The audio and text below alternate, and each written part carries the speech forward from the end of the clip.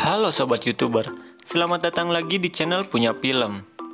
Kali ini saya akan membahas alur cerita tentang seorang wanita yang sedang membuat novel di tempat terpencil. Namun, saat di sana dia diganggu oleh sekumpulan pemuda dan memperkosanya. Bagaimana jalan ceritanya? Ini dia kisahnya. Awal film kita akan diperlihatkan dengan seorang wanita yang sedang dalam perjalanan di sebuah mobil. Dia bernama Jennifer Hills. Dia menemui seorang kakek yang suka menyewakan tempat.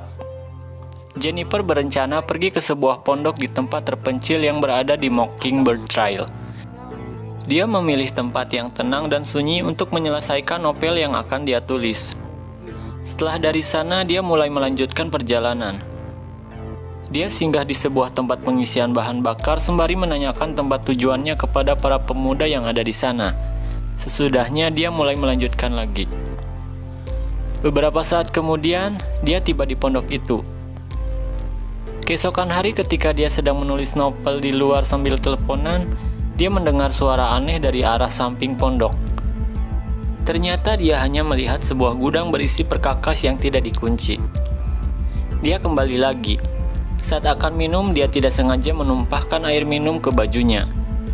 Selanjutnya dia membuka dan mencucinya. Namun, terlihat ada seseorang yang sedang mengintip dia dari kejauhan. Keesokan harinya dia pergi berlari di sekitaran pondok. Setelah itu, ketika dia ingin membersihkan diri, ternyata air yang ada di sana keruh. Dia menelpon penyewa pondok untuk menyuruh seseorang memperbaikinya. Setelah nelpon, dia tak sengaja menjatuhkan handphonenya ke toilet. Selang beberapa waktu, datang seseorang dan memperbaiki saluran pipa air di sana. Jennifer mengucapkan terima kasih dengan menciumnya. Tapi pria itu terlihat aneh. Dia segera pergi setelahnya. Di lain tempat diperlihatkan dengan sekumpulan pemuda yang sedang duduk santai di pinggir danau sambil abok-abokan, yang bernama Andy, Stanley, dan Johnny. Ternyata mereka adalah pemuda yang ditemui Jennifer di pom bensin tadi. Setelah itu, datang orang yang tadi memperbaiki pipa air di pondok yang bernama Mateo. Dia juga adalah teman dari mereka. Dia sedikit mengalami sikap yang sedikit aneh dari orang normal lainnya. Stanley memperlihatkan sebuah video. Ternyata yang kemarin-kemarin mengintip Jennifer itu adalah dirinya. Dia juga merekam Jennifer. Selanjutnya mereka mempunyai niat jahat padanya. Malam harinya di pondok, Jennifer sedang menyelesaikan novel yang sedang ia buat sambil menghisap rokok yang berisi ganja. Selanjutnya ia tertidur. Saat terbangun dia melihat sekeliling dan terkaget ketika mendengar suara dari arah luar. Jennifer langsung mencari dari mana suara itu berasal. Ternyata hanya seekor burung yang menabrak kaca. Dia juga melihat gudang yang tidak terkunci lalu menghampirinya. Setelah itu Jennifer balik ke pondok. Alangkah terkejutnya dia ketika melihat layar di laptopnya sudah menampakkan foto laki-laki. Dari arah luar, tiba-tiba Johnny mengetuk pintu mengagetkan Jennifer yang berada di dalam. Disusul teman-temannya yang masuk dari arah lain. Jennifer menyuruh semuanya untuk keluar, tapi mereka semakin bersemangat. Johnny terus memaksa Jennifer untuk mengikuti perkataannya. Jennifer mau tak mau melakukan hal itu. Sementara Stanley sibuk merekam semuanya.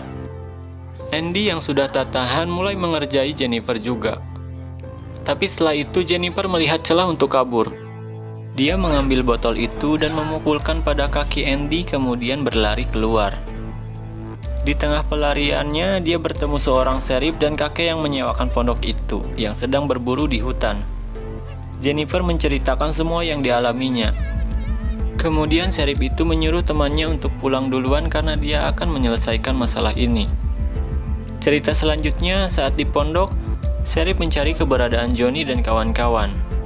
Saat sedang mencari, serif justru lebih tertarik menanyakan tentang minuman-minuman yang ada di sana dan juga rokok ganja yang ia temukan.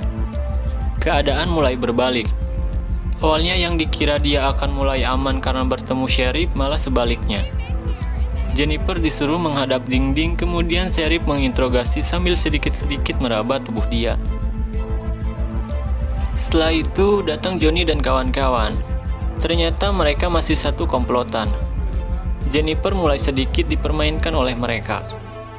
Selanjutnya, mereka mulai membuka pakaiannya. Matthew disuruh untuk menggenjot dia. Matthew pun akhirnya beraksi menerobos gua Jennifer. Sehabis digenjot, Jennifer pergi menyusuri hutan. Namun, Johnny, Sheriff, dan yang lainnya sudah berada di depannya. Mereka mulai mempermainkan dia lagi. Kemudian, giliran Sheriff yang menerobos gua dia lewat belakang. Jennifer mengalami pingsan. Saat pingsan, dia terus digenjot oleh yang lainnya. Terlihat saat dia bangun, Stanley membetulkan celananya dan mereka mengobrol tentang ketahanan masing-masing terong mereka saat mengenjotnya.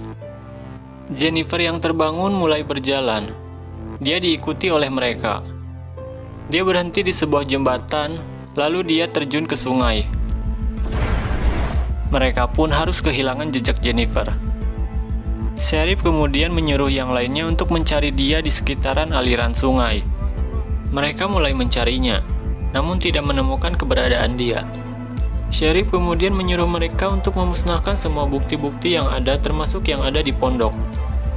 Sisa hari mereka dihabiskan untuk mencari keberadaan Jennifer. Sementara Matthew terus teringat akan perbuatan yang dia lakukan bersama temannya. Beberapa waktu kemudian, kakek yang menyewakan pondok menelpon Sheriff dan menanyakan Jennifer padanya. Karena keluarganya menghubungi kakek tadi kalau Jennifer tidak pernah terlihat belakangan ini. Kakek tadi mengatakan mungkin dia tahu keberadaannya, karena dia orang terakhir yang melihat Jennifer.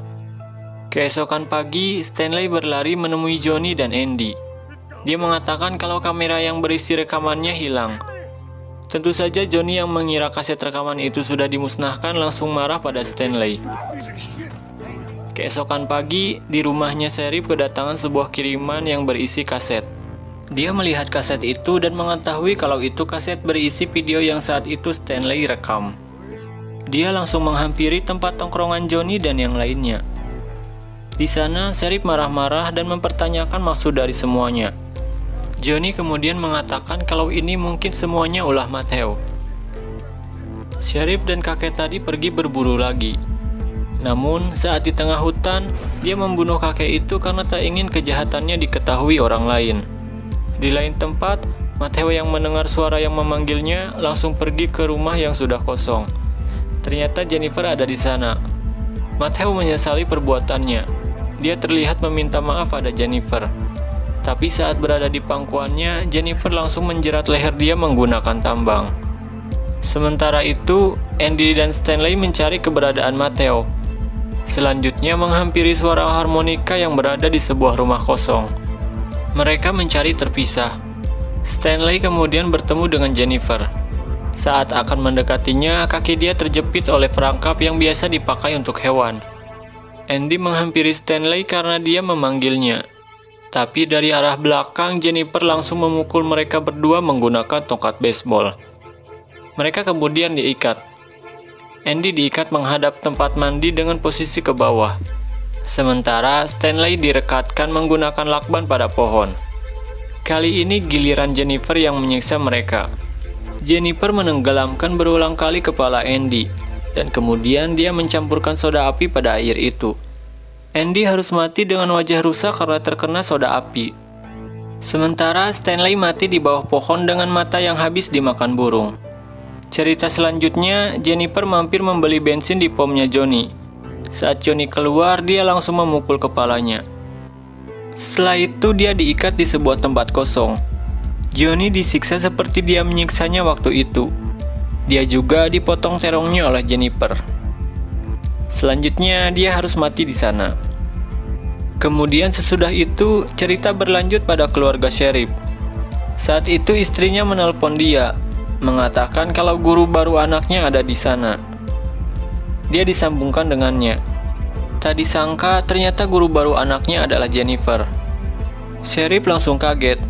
Dia langsung bergegas untuk pulang. Saat di rumah, ternyata Jennifer sudah keluar membawa anaknya. Dia langsung pergi menghampirinya. Di sana dia mencarinya. Tapi saat akan mencari di tempat lain, Jennifer memukulnya dalam mobil. Lalu ia disekap dan diikat.